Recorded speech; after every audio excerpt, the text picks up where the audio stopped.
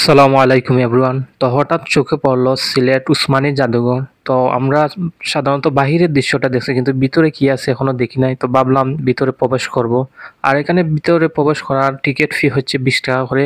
তো আমরা মূলত 2 জন ছিলাম, 2 জনের 40 টাকা দিলাম। তো 20 টাকার টিকিট দিয়ে দেখবো যে ভিতরে কি কি আমরা দৃশ্য দেখতে পারি। তো বাহিরের দৃশ্যটা আমাদের কাছে খুবই অসাধারণ লাগছে। দুই পাশে ফুলের টব এবং অনেকগুলা ফুল গাছ আছে সারিবদ্ধভাবে সাজানো। এখন আমরা উসমানী জাদুঘরের ভিতরে প্রবেশ করব এবং ওনার যে স্মৃতি বিজড়িত অনেক জিনিসপূর্ণ জিনিসগুলো আমরা দেখতে পারবো। তো আমার কাছে খুবই ভালো লাগছে। এখন ভিতরে আমরা প্রবেশ করে দেখবো যে কি কি জিনিস আছে ওনার ব্যবহৃত। 1971 সালে মুক্তিযুদ্ধে বিশাল অবদান ছিল ওনার। বাংলাদেশের মুক্তিযুদ্ধে মুক্তিবাহিনীর প্রধান সেনাপতি ছিলেন জেনারেল আতাউর গনি উসমানী, যিনি এমএজি উসমানী নামে পরিচিত। ওনার অনেক স্মৃতি বিজড়িত এই যে জিনিসগুলা রয়েছে এখনো অক্ষত অবস্থায় আছে। ওনার বিভিন্ন ক্রেস্ট তলোয়ার সাজানো অবস্থায় আছে। তো আপনারা আইলে এখানে দেখতে পারবা বিভিন্ন পুরনো জিনিসগুলা, ওনার ব্যবহৃত অনেক জিনিসগুলো আছে।